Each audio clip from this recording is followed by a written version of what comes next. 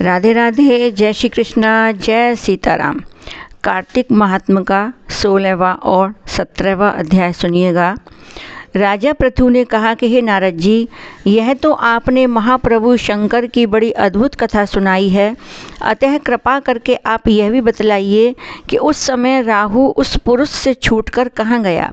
नारद जी ने कहा, उससे छूटने पर वह बर्बर नाम से विख्यात हो गया और मानो नया जन्म पाकर उसने अपने आप को धन्य माना तथा वह धीरे धीरे जलंधर के पास गया।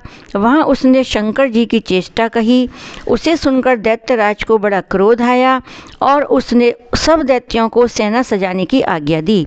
कालनेमी और शुंभ निशुंभ आदि सभी महाबली दैत्य तैयार होने लगे।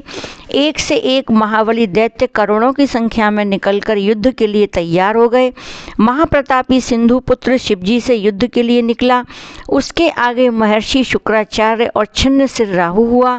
फिर तो उसी समय जलंधर का मुकुट खिसककर धरती पर पड़ा। आकाश में मेघ छा गए और बड़े अपशगुन हुए।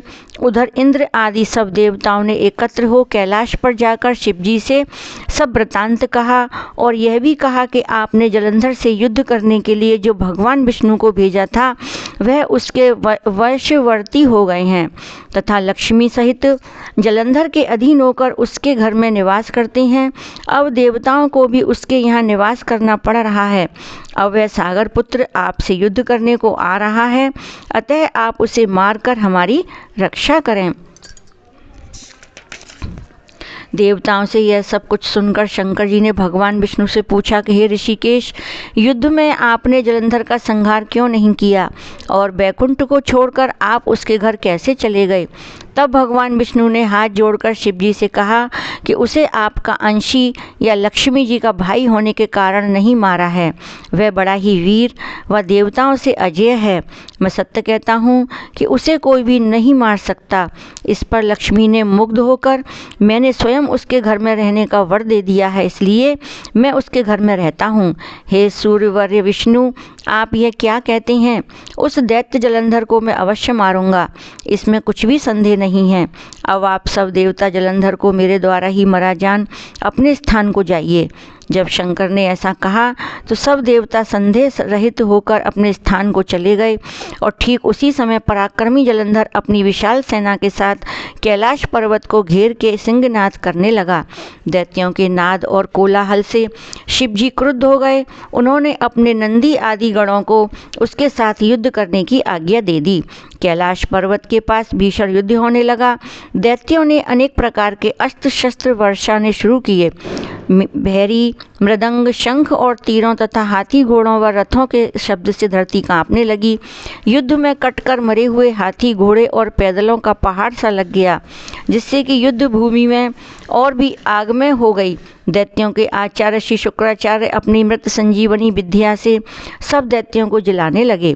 यह देखकर शिवजी के गण व्याकुल हो गए और उनके पास जाकर सारा वृत्तांत सुनाया। उसे सुनकर भगवान रुद्र के क्रोध की सीमा न रही। वह अपने भयंकर रूप से दिशाओं को प्रज्वलित करने लगे। फिर तो उस समय उनके मुख से एक बड़ी भयंकर कन्या उत्पन्न हुई, जिसकी दोनों जंघाएं ताल वृक्ष के समान थीं। वह युद्ध भूमि में जाकर सब असुरों का चर्वण करने लगी। युद्ध भूमि में इस तरह विचरते हुए वह शुक्राचार्य जी के पास पहुंची और शीघ्र ही उन्हें अपने उदर में गुप्त कर लिया। फिर स्वयं भी अंतर ध्यान हो गई। शुक्र के गुप्त हो जाने से दैत्यों का मुख मलिन पड़ गया और वह युद्ध छोड़कर भागने लगे।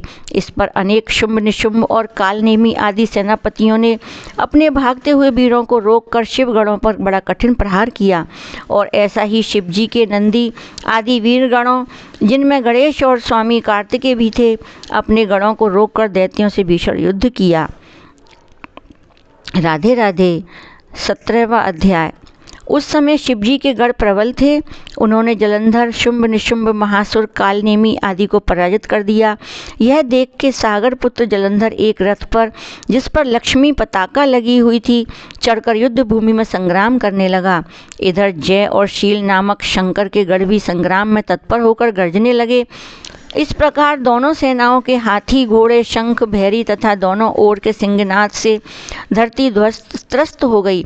इसके पश्चात जलंधर ने कोहरे के समान बाणों को चला धरती से लेकर आकाश तक व्याप्त कर दिया और नंदी को 5, गणेश को 5 तथा वीरभद्र को एक साथ ही 20 बार मारकर उनके शरीर को छेद दिया और मेघ के समान गर्जना करने लगा।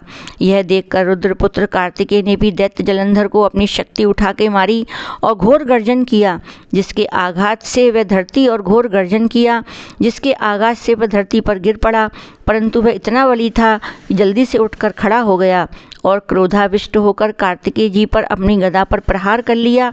ब्रह्मा जी के वरदान की सफलता के लिए शंकर पुत्र कार्तिकेय पृथ्वी पर सो गए। गणेश जी और नंदी भी गदा प्रहार से व्याकुल होकर धरती पर गिर पड़े।